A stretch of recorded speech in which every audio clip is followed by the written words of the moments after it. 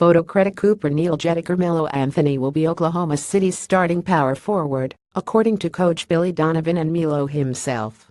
This gives the Thunder a very cool and good starting five with tons of switching fluidity on defense. Much more importantly, Melo resisted the full-time switch to power forward for years in New York for multiple years. Almost exactly 5 years ago, he publicly shot down the idea of a permanent shift to the four, when it had already become clear that both he and the Knicks were more efficient and dangerous under that configuration when he, and not Draymond Green, could have been the vanguard of the four's transition to the hybrid wing position it is today. He was an extremely dope power forward on the USA national team. He was an extremely dope power forward when injuries to Emre Stoudemire forced him to play the position for long stretches of 201,112.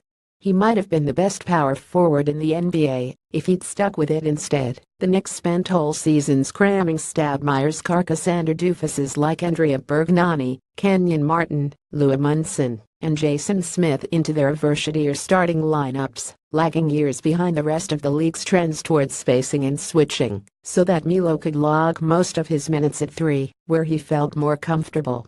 And now, roughly 19 seconds after arriving in Oklahoma City, he is ready to make the change.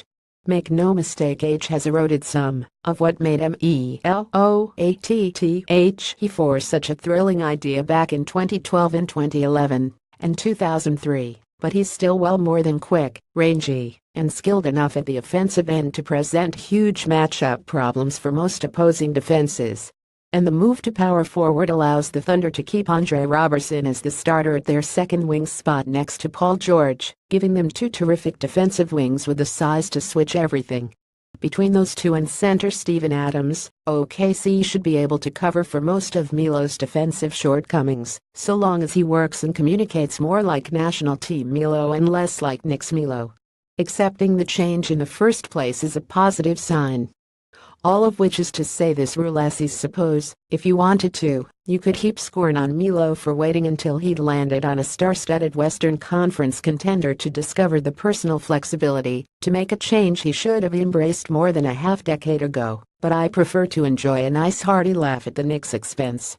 There's something wonderfully fitting about the eternally self-sabotaging, backward-looking Knicks, an organization that has not been able to muster more than a coughing, spasmodic the magic of the Garden to justify its own existence since before the dawn of this millennium, losing whole years to Phil Jackson's 1996 basketball takes and Melo's stubborn rejection of trends older than his legal ability to buy a beer. The Knicks are purgatory. They make even Oklahoma City look like paradise.